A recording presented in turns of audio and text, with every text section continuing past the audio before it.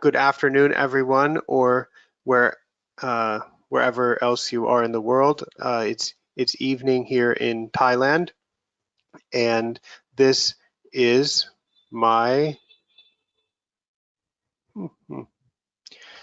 these are my front steps. Now I've been home for quite a while, and I've been growing all kinds of grass here in southern Thailand. So it's interesting for me to get a chance to not travel so much and to observe the grasses that I grow every day. I'll introduce myself a little bit briefly. These are all photos taken this year, most of them in Thailand. At the top left is a photo taken on January 1st of some of the grasses that I grow on my front steps. And I had a chance to travel in January to some islands to look at some grasses. I went to a national park and saw elephants growing in Thailand. I'm very lucky to live in such a nice part of the world. And I played a bit of golf, made a birdie. I went to a hair salon and cut off my mustache and got quite a haircut before a business trip to Japan. And I've also been doing some soil sampling, looking especially at organic matter as it accumulates near the surface of a putting green root zone. And more recently, once all the travel stopped and by any kind of travel was shut down in Thailand, I've been staying closer to home. So at the bottom there, you can see some beautiful islands in the Indian Ocean here, and then also some of the grass and some of the roots that were produced in the grass I was growing at home. And if you pay attention to that bottom right photo, I'm going to refer to the types of fertilizers that were used to create those very healthy grasses later. So today I'm going to talk about 6 main topics, and this is a lot of these are linked together, or they don't really stand on their own. There's a bit of overlap between these different topics. One of them is about fundamentals of turfgrass maintenance, and a lot of these things are also not so much specifically related to critical turfgrass maintenance for this year, but they're more the type of things that I would talk about all the time. And they're related to efficient turfgrass management and producing the best surface possible for a given amount of work. So these are things that I talk about all the time, and I just want to reiterate and emphasize some of them in this seminar. Another thing that I think is really important is the growth rate of the grass, and we'll talk about that in some of these topics. And I want to talk about my specialty, which is fertilizer. I have some thoughts about that related to keeping the grass as healthy as possible while also saving money. And I think we'll also talk about maybe the most important thing is keeping the grass alive, talk about the costs of maintenance and how much money is being spent, and talk about mowing the grass, which I think mowing the grass at a lot of golf facilities would tend to be the most expensive thing that one does. Of course, first, I think it's very important to stay safe yourself at work and follow the advice of health professionals and follow the advice of the health service in whatever country you're in to make sure that you're safe, to make sure that your employees are safe, and to make sure also that if the golf course, when the golf courses do open, or if wherever you are, if the golf courses are open, to make sure that other employees or the possible clients or customers will also be safe. So that should be the #1 priority. And after that, then let's worry about the grass.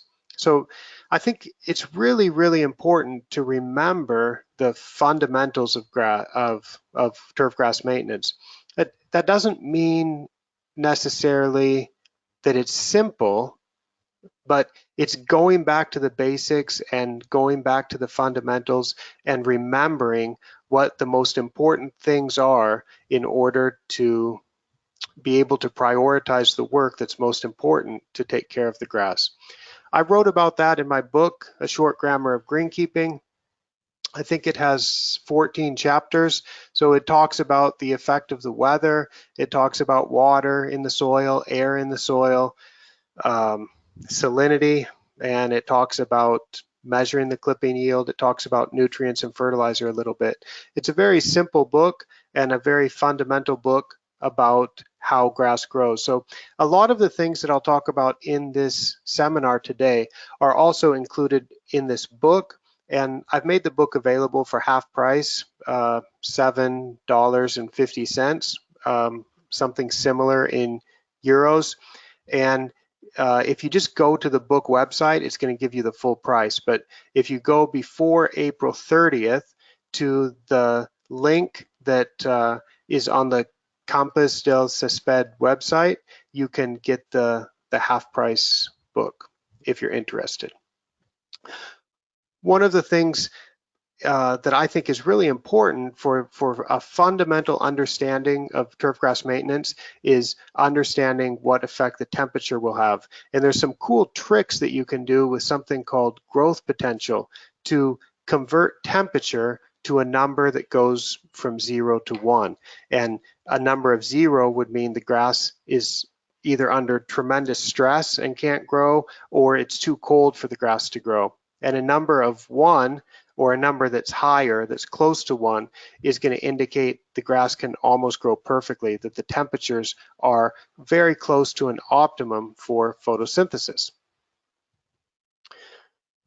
There's six things that I often keep in my head, and about 10 years ago, I used to always try to solve every turfgrass problem by looking at these categories. So for light, the light from the sun, it's essential, if you want to have good grass, that you will have sunshine, direct sunshine without shade, for at least 6 hours per day.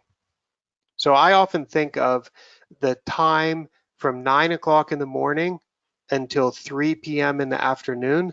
I really want to make sure that there's no shade on the grass after 9 a.m. and there's no shade on the grass before 3 p.m. I think that's something that's important to focus on in terms of light. And if you don't have that type of light, then you'd want to try to adjust it. For air, I want to make sure that there's at least 20% air in the soil by volume. And this is something, there's a chapter in the book about this explaining how you can do this. If you have done soil testing to measure the pore space in your soil, to find out how much of the soil is solid and how much is pore space, if you know exactly the pore space, then you can simply measure the water content of the soil, and you can subtract the water content from the pore space, and what that difference is will be the air.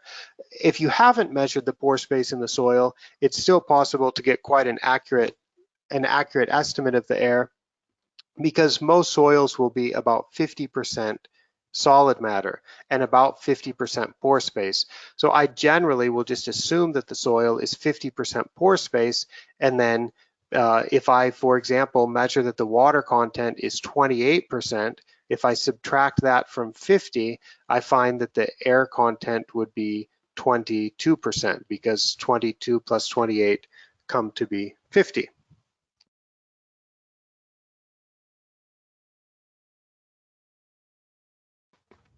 And of course, it's essential to have enough water in the soil. And I'm not so concerned about the color of the grass, but I am concerned about the grass staying alive, and I'm very concerned about the grass growing at the proper rate. So if the grass doesn't have enough water, it will go dormant and it will stop growing, which might be fine in some cases. And if you're putting traffic on the grass, however, you generally need to have some type of growth rate, some type of grass that's growing to recover from the traffic damage. So you want to supply enough water to the grass to make sure that the grass can maintain the desired growth rate. For nutrients, you want to make sure that the grass is also supplied with enough nutrients so that there's no deficiencies and so that the grass can grow at the desired rate. You'll notice that I keep talking about growth rate, about how fast the grass is growing. And it turns out that so much of the work that's required, the mowing and the organic matter management and the amount of fertilizer required and the amount of water that the grass uses is all very closely tied to the growth rate. Also, the control of the pests, such as diseases, such as insects or weeds. In this case, I would just do that as much as the budget allows. So I'll talk about that in a later section. And for mowing, one wants to mow in order to keep the grass at some level of quality, but the mowing should be reduced as much as possible. So mow only as required to just trim the grass. I also want to talk a little bit of philosophy. This is the type of basic fundamental thing that I think is useful to think about as a turfgrass manager. In the United States, it's very common to be taught that we should be proactive as turfgrass managers. We should try to do things in advance and really make sure that the grass can be as good as possible. So proactive, a couple of the key parts of this definition would be to like create a situation or tending to make things happen. And the problem with being proactive is if you make things happen with the growth rate, if you apply fertilizer or water and cause the grass to grow, you then invariably are going to be making the grass grow a little bit faster than it needs to, and you end up having to do more work in the future in order to produce the desired turfgrass conditions. The longer that I've been working in this business and thinking about turfgrass management, the more that it makes sense to me that really the best kind of turfgrass management with the most efficient way to do it would be to do reactive turfgrass management, to react to the actual conditions or react to the existing circumstances. And I think this is especially the way that turfgrass management should be conducted in 2020. In this year, if most golf courses are operating with less than a full staff, many golf courses are operating with greatly reduced income and greatly reduced revenue. So it makes sense to me to let the grass grow as slow as possible and just react to the grass instead of saying we're going to put some fertilizer now so the grass can grow really good in May and then we can cut it and smooth out the grass.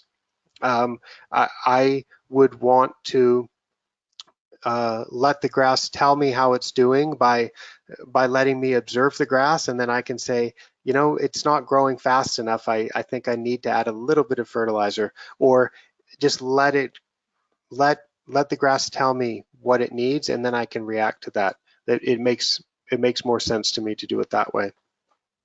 So those are some of the fundamental things that I would be thinking of, and then going on to the growth rate specifically, I think we can remember that the very best playing surfaces are when the grass is growing the slowest. The type of conditions like you'd have at the old course at St. Andrews during the Open Championship, that is a type of surface that is growing very slowly, and that is a type of surface that if the grass was growing quickly, it doesn't really produce the type of surface that that would reach such a high standard. So it makes sense to let the grass grow as slow as possible all the time, and it makes a special sense for me to think of that this year, that we'd want the grass to be growing as slow as possible.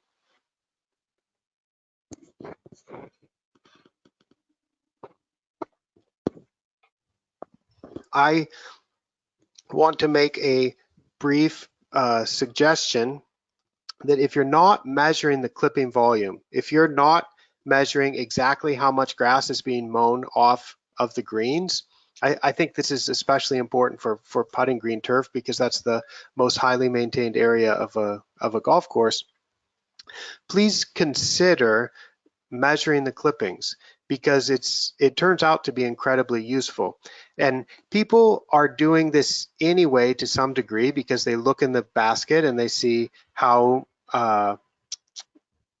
approximately how many clippings or approximately how often the baskets had to be emptied. But I would suggest that the ideal growth rate is a growth rate that's as slow as possible. You want the grass to grow as slow as possible. However, if the grass grows too slowly, you don't need any bucket or any type of measuring device to tell you. You will quickly see that the grass has grown too slowly because the grass will die, or you'll get terrible turf grass quality. When the grass is growing too slow, it's very easy to tell.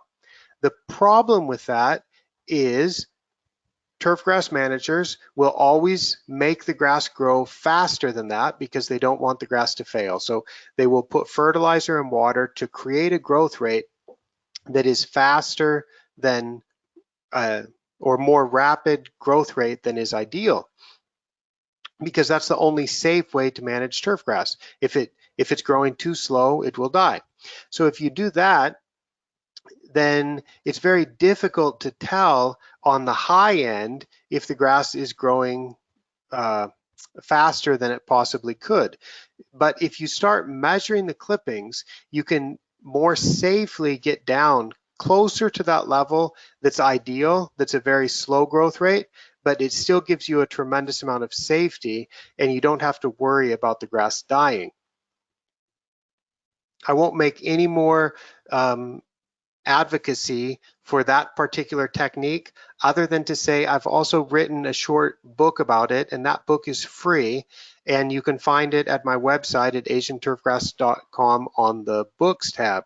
That book is called One Bucket at a Time, and it has about 20 chapters in which I try to explain all the ways in which measuring the clipping volume and putting an exact number to it can be so helpful and can be so effective in improving turfgrass quality and in doing that more efficiently.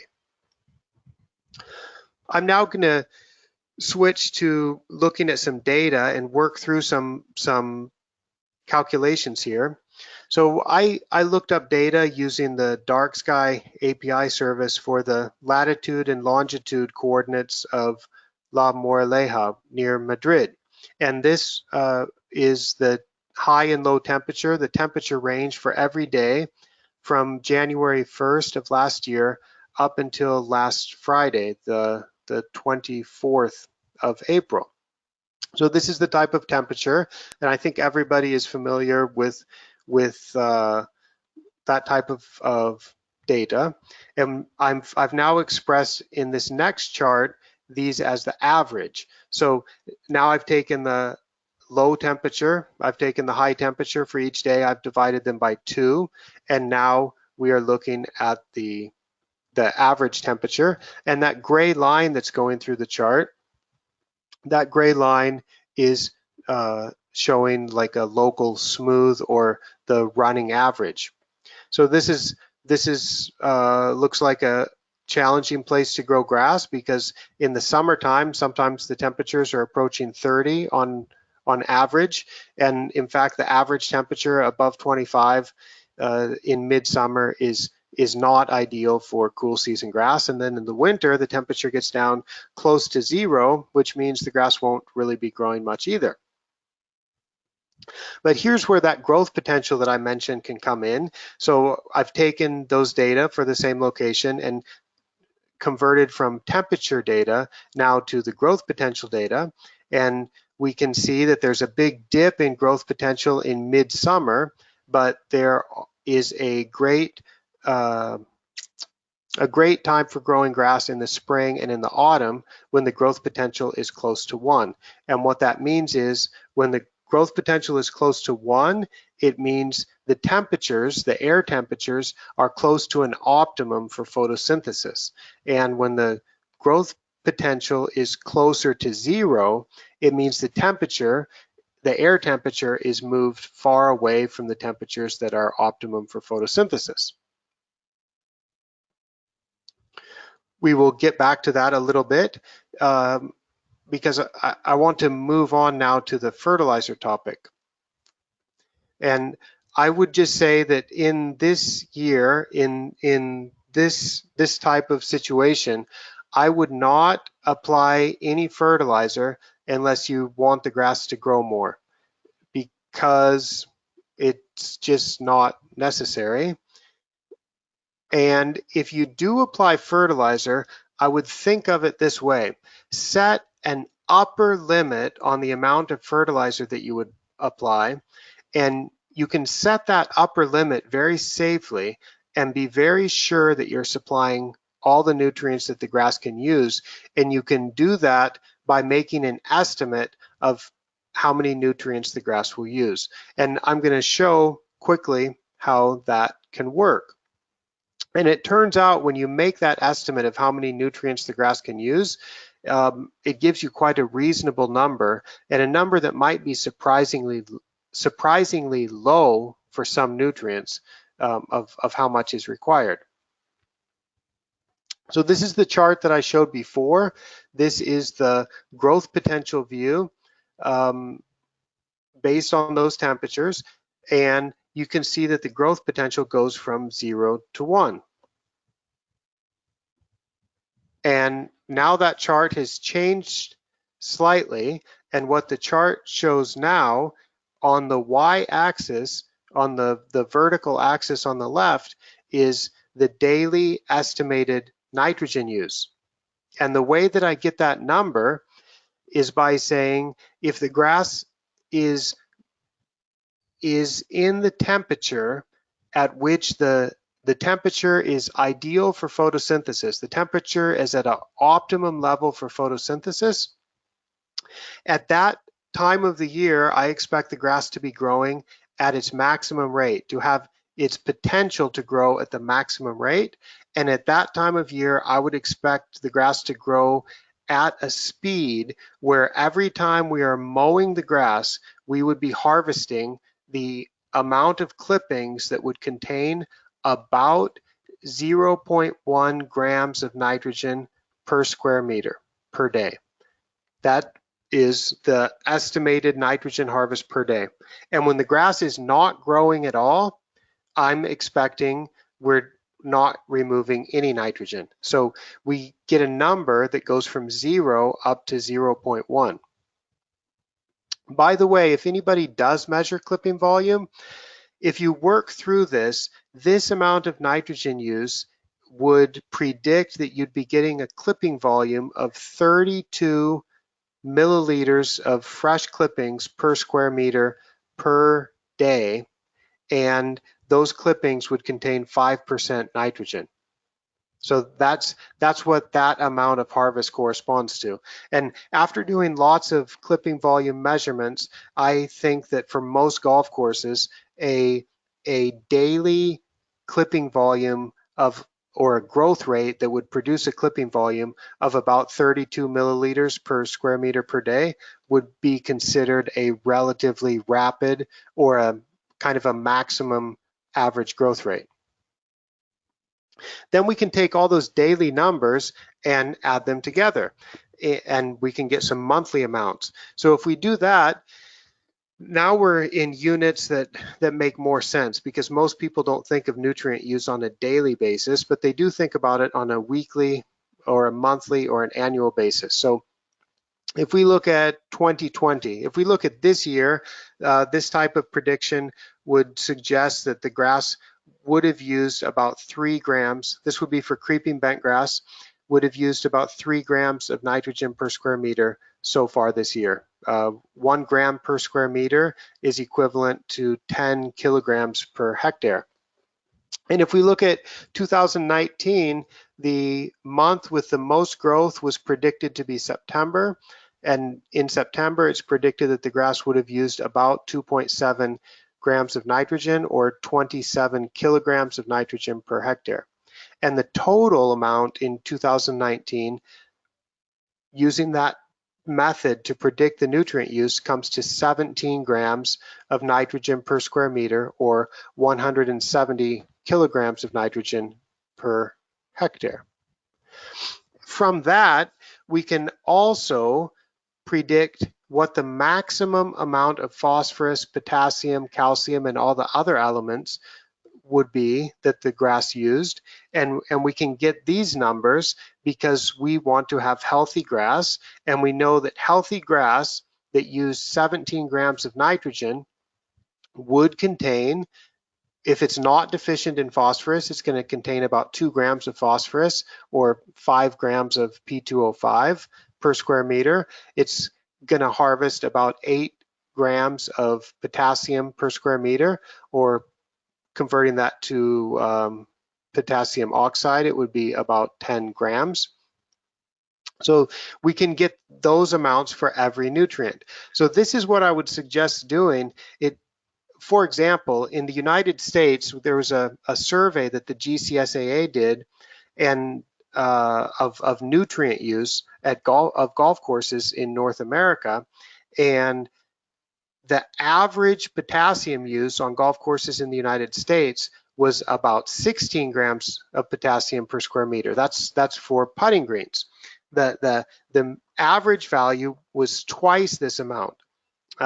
So I think sometimes golf courses are just applying based on what they've done before, or based on just putting too much to be safe, but it makes no sense to me to apply more than the grass can use, because we haven't even considered the soil yet. If the soil can supply some phosphorus and some potassium and calcium and magnesium too, which is why for a lot of these elements, we don't need to apply them as fertilizer. So you can save money by not over applying nutrients, and you can also save money by allowing the soil to supply some of them. So for example, you can take soil tests, you can find out how much potassium is in the soil, how much phosphorus is in the soil, and it's quite likely that the amount the grass uses can be supplied from the soil, or some fraction of the amount that the grass uses can be supplied from the soil. If that's the case, then you don't need to apply those elements as fertilizer until the soil drops down to the point where it can no longer supply them. And if you follow any of my work, or perhaps have read my website or some of my newsletters, you will perhaps have heard of the MLSN, standing for Minimum Levels for Sustainable Nutrition, nutrient guidelines. And that's what the MLSN is based on, is making an estimate of plant use, looking at how many nutrients the grass will use, and then comparing that to what's in the soil, and making a very precise recommendation for nutrients that's safe, that guarantees there won't be any nutrient deficiencies, and at the same time ensures that the grass is supplied with all the nutrients that it can use. Micah, Micah, sorry. Yes. Hi.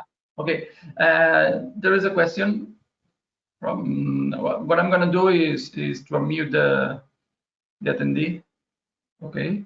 Just a second, please. Oscar, buenas, ¿me oyes? Sí, te oigo. ¿Me oyen? Hola. Okay. Sí, perfecto. Pues tú mismo puedes hacer la pregunta. Dr. Woods, the question I had for you was, taking into account those numbers that you were showing for nutrients, providing the turf some nutrients, that's obviously taking into account, not taking into account volatility and, for example, the nutrient not being available to the actual plant. Like, for example, we sometimes see very large amounts of calcium in the soil, but a very small amount of it that is available. That's where the terms exchangeable, extractable, all those come into play, correct? Or that was my confusion.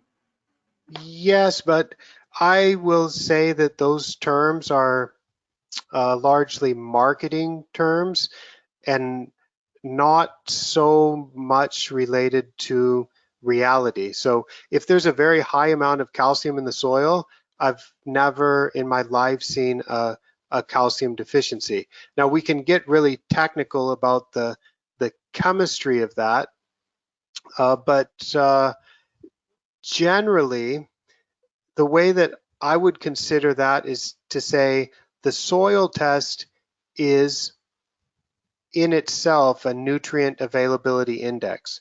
So we usually call it a soil test, but a technical term would be to call it a nutrient availability index. When you do the soil test or do a standard soil test that you might call for exchangeable nutrients, that is in itself is a nutrient availability index. So you either trust the results of the soil test that those are available, or you don't. So if you have a very complex chemical situation and you're concerned about those kind of things, then I would suggest don't worry about the soil test so much and just go back to that calculation of how much the grass actually uses. And if you do make that calculation, it can be really useful because the amount of calcium that healthy bent grass will use is if you've got 17, if it's growing at the rate that it's used 17 grams of nitrogen per square meter, it will use 2 grams of calcium. That's when you mow the grass, you're taking away in 1 year only 2 grams of calcium per square meter.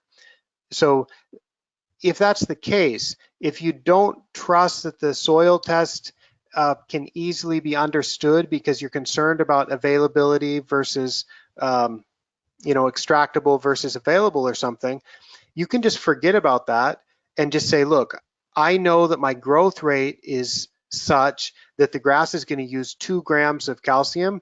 And you know what? I really don't want to worry about a calcium deficiency. So I'm going to supply 3 grams of calcium. So then you can supply 3 grams of calcium over the course of the year, just ignore the soil, and you can be extremely confident that you've supplied more calcium to the grass than it can possibly use. Okay, thank you to Oscar Tenorio. Micah, sorry, we didn't discuss it before, but what do you prefer? Do you want the questions at the end? I'm happy to do it now and later, but yeah. So are there other questions that I should answer now? There is another question from Bernardo Almeida from Portugal. Let me unmute him. Hola, hello, Bernardo. Hello, good afternoon. Hola. Okay, well, all yours. Yeah, well, thank you. The question was more or less the same as before, but well, I use MLSN guidelines for fertilization almost in the last 3 years. I find it very, very useful. Also, we measure the clips in the last 2 years in the greens, and I'm a big fan of you. But the question is, yes, we have some areas that are very sandy and acidic soil, and in one of the golf courses we have quite frequently red threads in the fairways.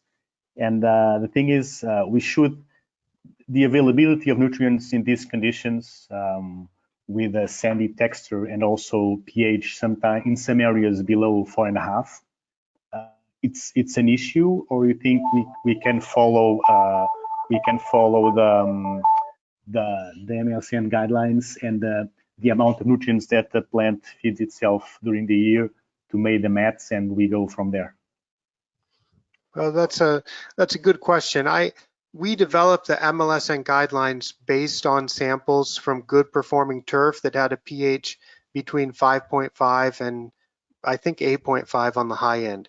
So generally, I don't recommend letting the soil have a pH below 5.5 if you can help it, because you have increased soluble aluminum, which can be toxic to the roots at those lower pHs. And also microbial activity in the soil is greatly reduced below a pH of 5.5. So you'll have more thatch accumulation, or any type of organic matter or mat that's produced by the grass won't decompose as quickly when the pH is less than 5.5. So because of that, I'm generally recommending to keep the pH at 5.5 or above. And basically, when you get into a complicated soil situation, that seems like it's a little bit unusual, I think it's useful to go back to what I showed here and just work through the calculations of how much the grass could possibly use. And you can sort of ignore the soil. Maybe just look at the pH, make sure you have enough water in the soil, and then you can just supply this quantity of nutrients. And this is actually in Northern Europe, the Scandinavian Turfgrass and Environmental Research Foundation, or STURF. They make a recommendation for fertilizer that they call precision fertilization, and their method doesn't consider the soil at all. Their method is just like this. They calculate how much the grass would use in 1 year, and then they meter it out throughout the year. And that's fine. And it turns out that this amount, if you fertilize like this, you'll still apply less fertilizer than most people typically have over the past 10 or 20 years in this industry. Yeah, And you also have the assurance of being sure that the grass will be supplied with enough. And in this case, we are applying, I don't know if I think it's a good idea. We are applying more or less 10 times more calcium than it is on this slide, because we have a lot of lack of calcium and we want to higher the pH. So that's a good idea, no? Not 200 units of kilos per hectare.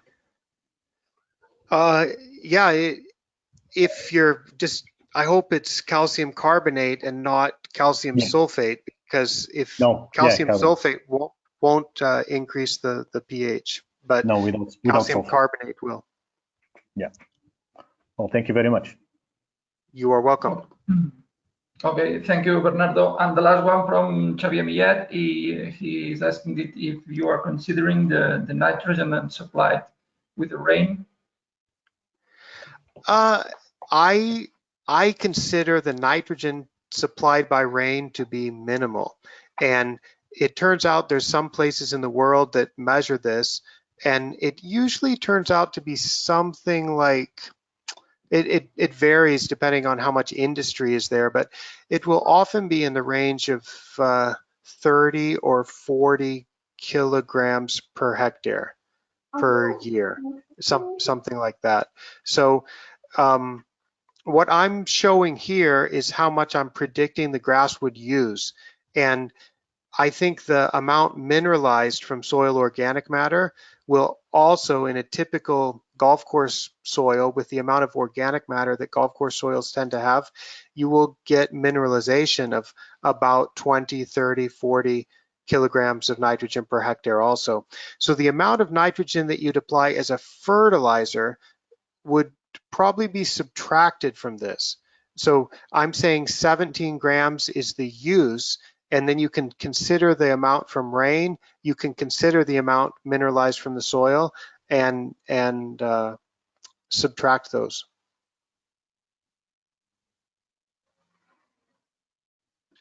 Okay, thank you. That's all. Wonderful. So this is probably the most important thing, is keeping the grass alive, because it's not so much about playing conditions right now, which usually I give seminars and I'm talking about optimizing playing conditions, but this must be about keeping the grass alive. And I think certainly in Southern Europe, keeping the grass alive in the upcoming summer is really about irrigation or water. So it really depends on the situation at the golf course, but you don't have to have grass that's green and growing all the time. You just have to make sure that the grass is alive. So this is very much going to depend on a course by course basis, and whether there's real estate there and it has to be green, or whether it can be dormant. And if you have Bermuda grass, it's easy to cut the water quite a bit. But if you have Poa annua and you want that Poa annua to stay alive, you must necessarily supply water to it. So you should supply water to produce the growth rate that the grass requires, and let that growth rate be as slow as possible to minimize all the other work that needs to be done. I haven't put any slides in here about salinity, but if salinity will kill the grass if you don't manage it right. So I'm talking here about the quantity of water, about the amount of water. But if you have salt problems, if you have salinity problems, those absolutely have to be managed, or the grass will die. And also if you have sodicity problems, if you have too much sodium in the water and you need to be adding calcium, in this case you typically would add calcium sulfate or gypsum to deal with a sodicity problem, then those are priorities to get right during this time also, because those type of water quality issues would potentially kill the grass. These are a couple photos from this year in Thailand. This is at Royal Hua Hin, which is one of the driest locations in Thailand, and this is to the southwest of Bangkok. This golf course was just irrigating when I visited there in January. They were just irrigating the tees, the fairways, and the greens, and the roughs were not irrigated. And they can do that because the grass that's in the roughs isn't going to die when they don't irrigate it. Once the rainy season comes, it just greens back up. This is my home course in southern Thailand. I live about 30 kilometers south of this golf course, and this golf course doesn't have irrigation in the tees or the fairways. They only irrigate the greens. So during the dry season, it goes completely dormant. I think if your golf course has the opportunity to do this, and if the grass isn't going to die, I think there's nothing wrong with this. So I would be looking at letting the grass be as dry as possible, not just irrigating to keep it green. But I think this is very much on a golf course case by case basis. And if you have the budget for it, definitely apply soil surfactants. And I know in some places in the world, people think that some soil surfactants or wetting agents will make the soil drier, and then there's other type of wetting agents that will make the soil wetter. And I don't think that's exactly the correct way to explain what wetting agents do.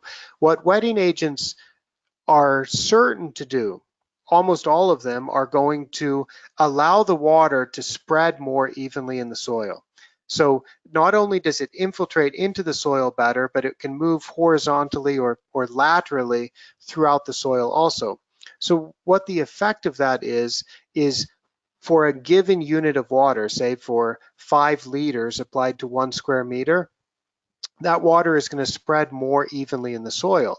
So the effect of that is that the grass can perform better and can obtain more water from the soil when less water is applied. So it's a way to make more efficient use of a limited amount of water.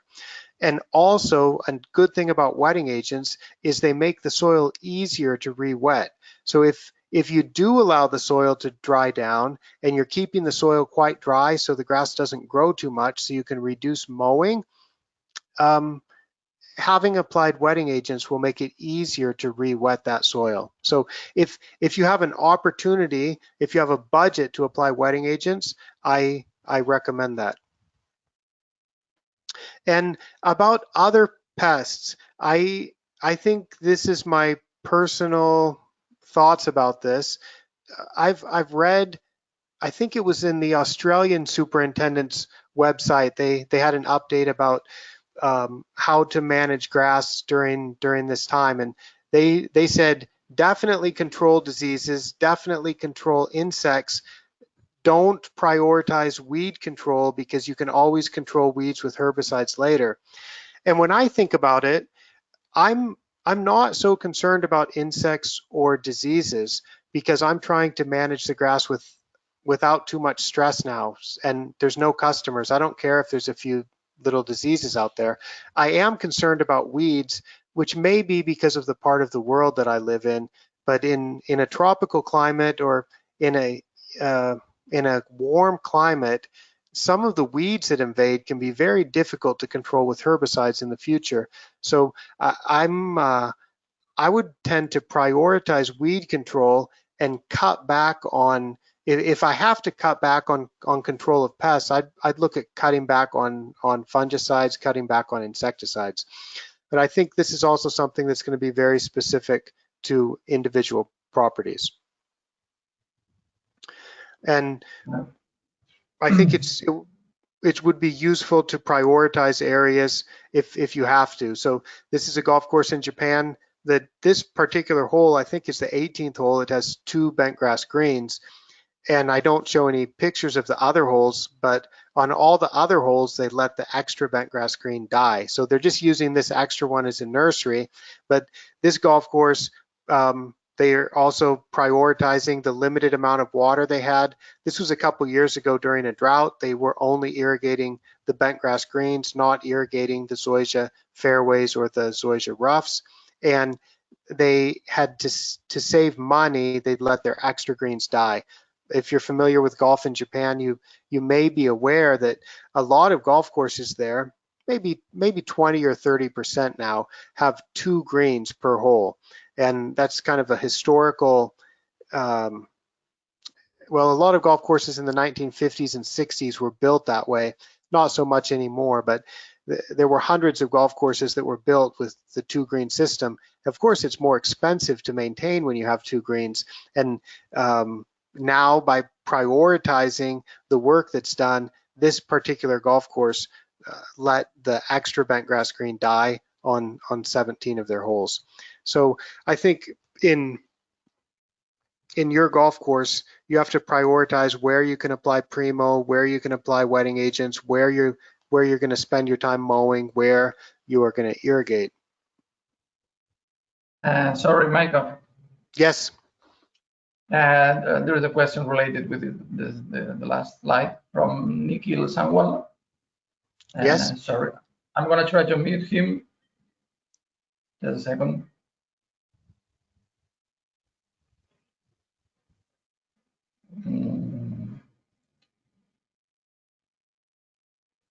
Okay, if you are hearing me, I don't know how to pronounce it. Nikhil, I don't know, but try to unmute yourself, please.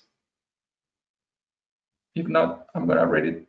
Okay, doesn't matter. I'm gonna read.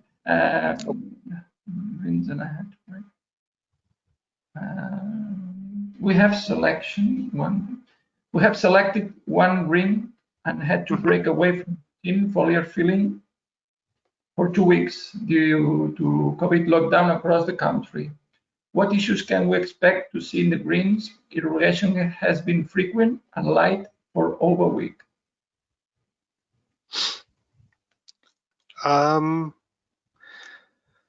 I think with selection 1 is a type of Bermuda grass, and I think that so long as it gets mowed frequently, it should still be fine.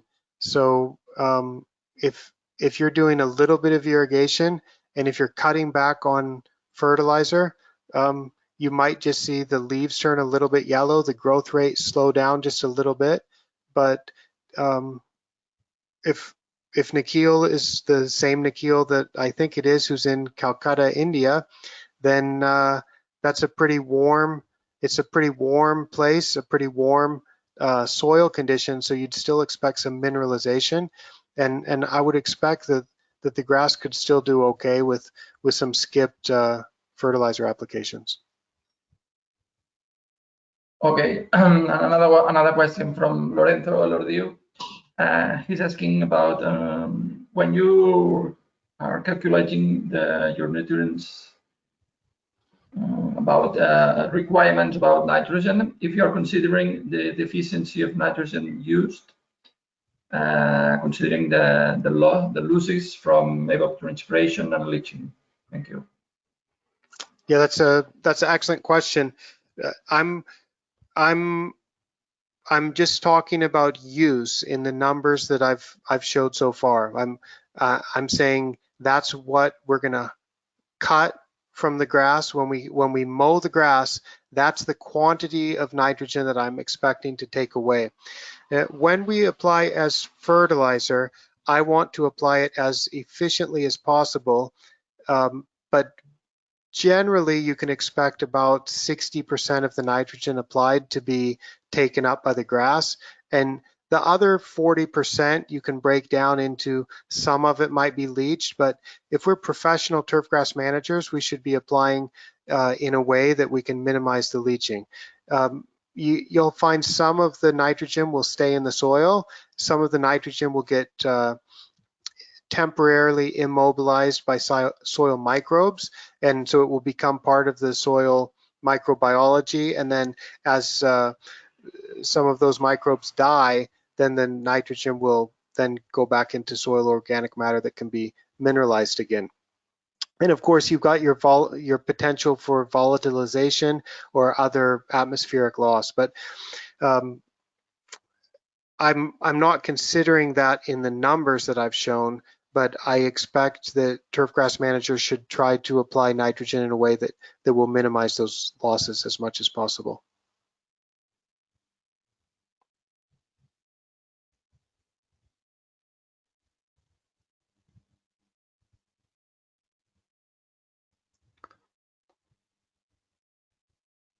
Thank you, Micah. Okay, thanks for all the great questions. Now we come to a fun one about the cost of maintenance. So I'm gonna show the fertilizer cost if I was buying these in Thailand. So if we took the 17 grams of nitrogen and applied that to 1 hectare, the cost is 126 euros per hectare per year to apply that amount if we choose urea. And in Thailand, I can't find any triple superphosphate or superphosphate. Those are I think the cheapest forms of phosphorus fertilizer.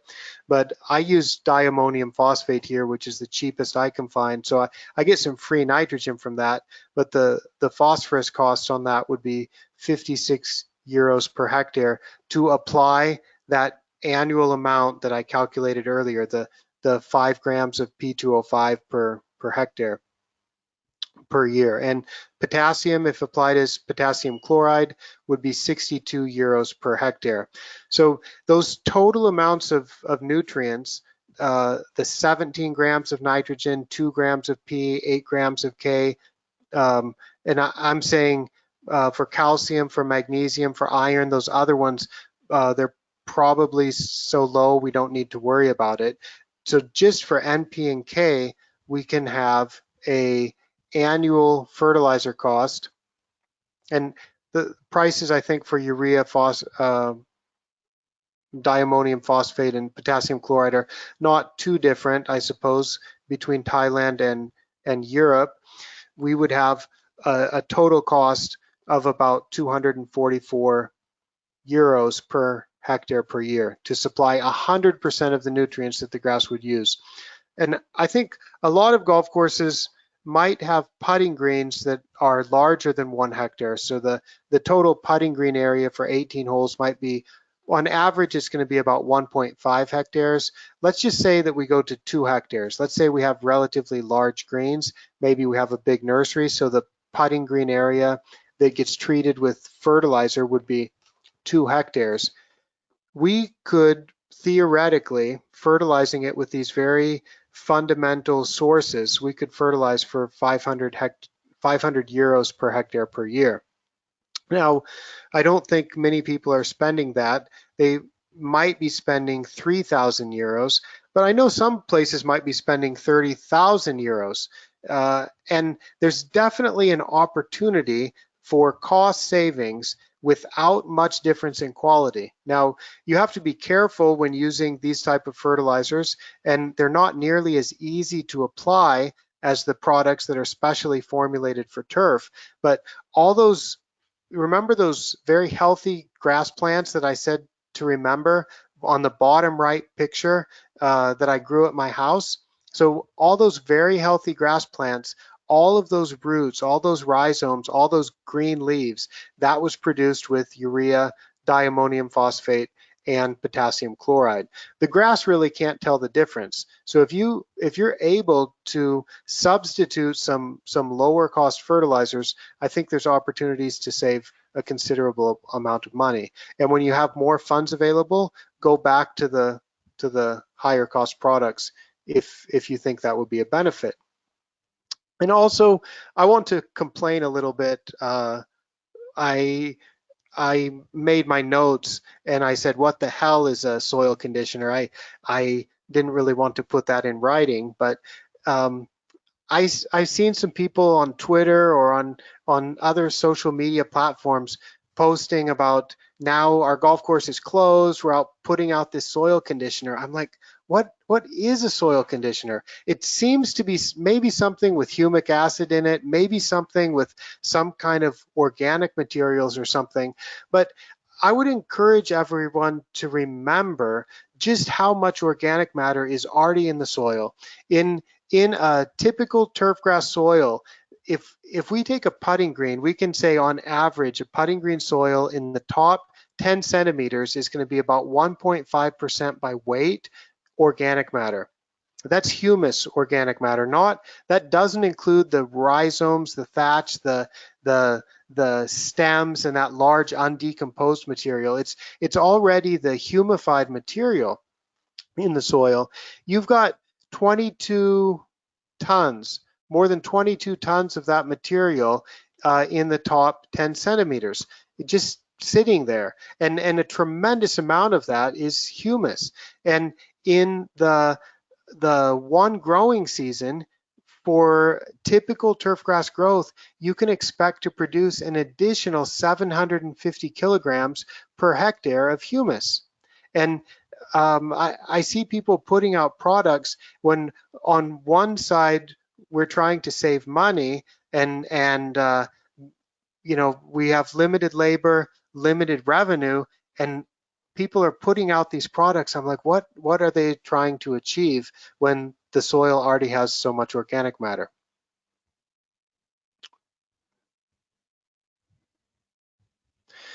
Mowing is probably the most time consuming and the most expensive thing done for turfgrass maintenance, and it makes sense to me to raise the mowing height during this time so that you can mow less frequently. So if you raise the mowing height, the grass doesn't need to be mown as frequently, and that's based, it's kind of counterintuitive to some people, or it has been counterintuitive to me, but when you want to mow off only about 1/3 of the leaf or 33% of the leaf at any particular mowing, when the leaf itself is longer and your desired mowing height is longer, you can mow less frequently. So if you're able to increase the mowing height by 20 or 30%, you may be able to also reduce your mowing frequency by 20 or 30%. And then you can bring that mowing height down again when the golf course is going to be open or when you have the resources available to mow more often. And it makes sense to me to make the growth rate as slow as possible also. And if you have money, it would also be advisable to apply growth regulators. Growth regulators could be quite helpful now in reducing the amount of mowing that's required and also in reducing the amount of water that the grass needs. And I think people probably are taking advantage of these things also, but when there's no golfers on the course, you can let the clippings fall. You probably don't need to collect the clippings so much. Of course, I'm advocating for measuring clipping volume on putting greens, but for other areas of the golf course, just let those clippings fall down and serve as fertilizer. You don't need to pick them up and make it so clean. And definitely, you know, remove accessories from the golf course as much as possible. Even if the golf course is open in the future, I think if you have 5 sets of tee markers, if you can reduce those tee markers in the ground to be 3 sets of tee markers instead of 5, it's going to allow you to mow the tees a bit faster. So any type of accessories or tee markers, those kind of things that can be removed will greatly speed up the mowing. I think, yeah, I mean, the main thing the kind of a thread that goes through all of this presentation is just to keep the growth rate under control. So if you can keep the growth rate under control, you're going to have grass that survives, and you're going to have less work that's required to keep the grass alive. And a few extra things that I've thought of: if you do have some opportunities to do some extra work while the courses are closed, I know weed control can be particularly ugly, and I think of, let's imagine a fairway that's 30% weeds or something. Typically you'd skip trying to control those weeds when the golf course is open, but if the golf course is closed, maybe you can put a herbicide, kill 30% of the fairway and let it grow back with the desired grass. Or if you want to kill Poa annua, what a great time to let all the Poa annua on your greens die. Or doing shade issues. For example, if you absolutely have to have good grass, and if the trees are, or the tree shade is preventing you from having good grass because of too much shade, there may be opportunities now to say, let's control some of the things that are creating the shade. It's also an opportunity to do extra work to control organic matter in the soil if there is too much organic matter in the soil. And I think applying sand and otherwise doing surface conditioning that may be disruptive to normal play, it could be an opportunity to put out extra sand or do extra verticutting or other surface work that typically you could not get done. So I've recommended this to some golf courses where the approaches around the greens have been a little bit too soft, and saying this year could be a good year to add extra sand around the approaches and do some of that extra work. So this is the kind of the final summary slide. We've talked about these things that are all related, but getting back to the basics, getting back to the fundamentals, and I don't mean it's simple. I mean, we need a professional to think through it, and we need professionals like you that know what you're doing to go out and really take good care of the grass, but do so in a fundamental way without wasting any money and without doing any work that's not absolutely necessary. And I think that is often going to involve adjustments to the growth rate, controlling the growth rate, being very careful about fertilizer so that we don't have nutrient deficiencies, but at the same time that we don't make the grass grow too fast. And keeping the grass alive is absolutely essential, not letting salinity problems damage the grass, saving money as much as possible, minimizing costs. And I think a lot of costs can be minimized if the grass grows slower and if the mowing can be reduced. So that's my take on the critical maintenance to do this year in 2020. And I'm often writing new things on my website, and there's links to a lot of material on my website at asianturfgrass.com. So thank you all for joining the seminar today, and I will answer questions until we're out of time. Thank you. Okay, thank you very much, Micah. Thank you for your time, your collaboration, and this outstanding presentation. Okay, you have been answering the questions, so right now there are no more questions. What I'm going to do, I'm going to say some words in Spanish in order we can give them just a few seconds if they want to ask anything. Okay. Micah? Okay. Yeah. I think, okay, right now, again. Vale, bueno, pues como decía, bueno, si queréis hacer alguna pregunta más, aprovechar que ahora tenemos todavía aquí al profesor Woods. Bueno, ahora lo que estamos preparando es un webinar para finales de mayo. Sería sobre secadoras autónomas, o sea, robots. Lo estamos pensando, lo que les sería interesante tener un poquito de feedback por vuestra parte. Si creéis que es un tema que os interesa, lo podemos preparar De la misma manera que, como siempre os digo, si queréis que, si proponéis temas y hay un poquito de consenso, podemos hacer alguna encuesta a través de Twitter, pues podemos preparar el tema o buscar el profesor que vosotros o que la audiencia en general prefiera. Eso lo tenerlo en cuenta para otras ocasiones. Micah, there are a couple of questions. Okay. There is another one from Lorenzo. What do you think about using organic fertilizers on greens? In general, I think organic fertilizers are good, but I think the one problem with organic fertilizers is we don't have exact control of when the nutrients will be released.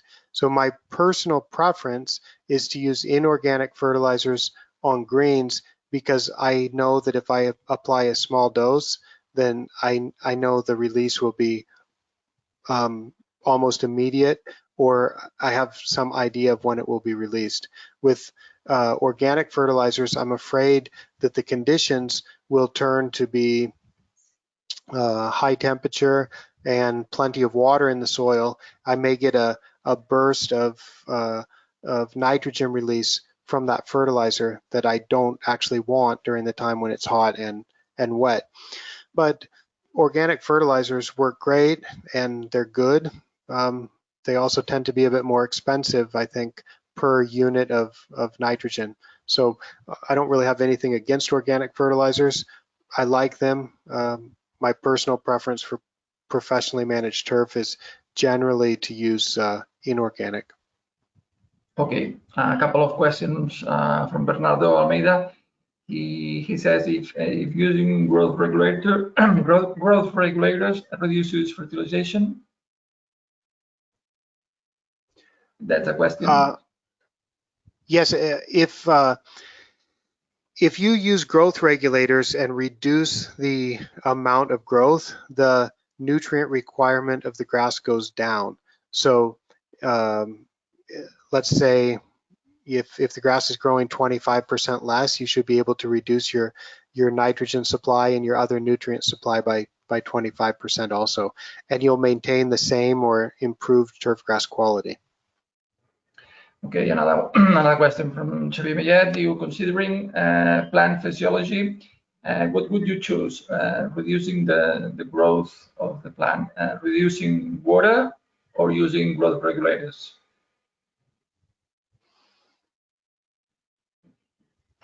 Great question. I think I would try to do both,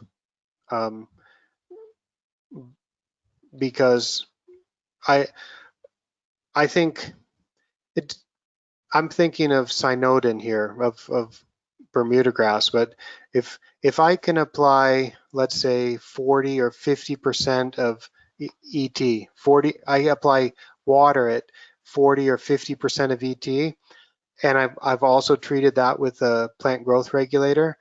If it's cynodin, I would expect almost perfect turfgrass conditions.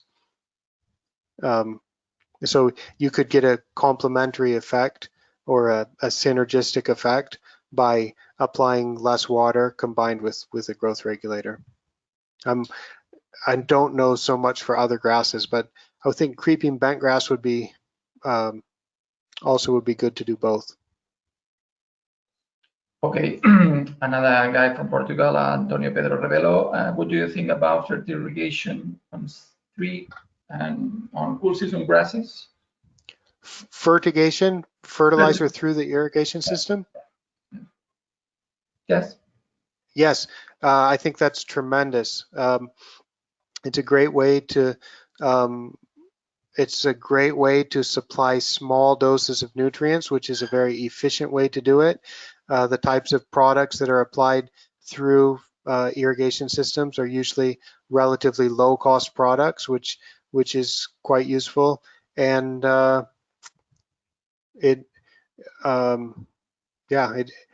it's something that I think is a tremendous way. I was going to say it also saves labor. So those three benefits of it make a lot of sense to me.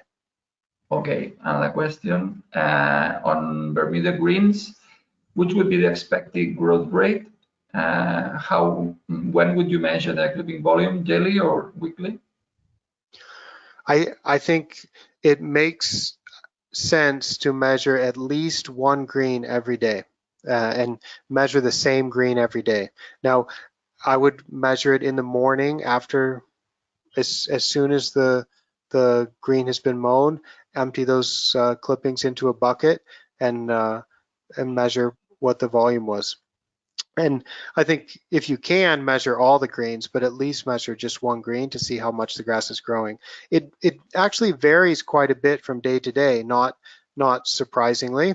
And a lot of superintendents will say, but it varies so much day to day, how can it be useful for me? It does vary day to day, but if you start taking the data every day, you can start to understand why it varies, and you can also calculate a running average. I personally like to use a 7-day running average to look at how much the grass has grown over the past 7 days. And when you look at those running averages, it smooths it out quite a bit. And then you really get a sense for how much the grass is growing, and if the growth rate is tending up, if it's increasing in growth, or if it's decreasing in growth over time. Okay, I didn't say that question was from Elso Ayala from Huelva, Spain. The last one from Antonio Pedro Revelo. What do you think on reseeded greens? What do you think about using growth regulators before or after? No, sorry, I didn't read it well. What do you think about the use of growth regulators before or after greens reseeding? Do you mean like interseeding? Like I'm going to add some overseeding? I understand. Overseeding. Yeah. I would apply growth regulator prior to seeding, and I'm not qualified to answer in more detail than that. I apologize. Okay. Okay, so that was the last, Micah. Thank you again for your time, for your expertise, and for your knowledge. It's my pleasure, and I wish everyone to stay healthy and to have a good year of growing grass. Okay, thank you. We hope so. Thank you. Bye bye. Bye.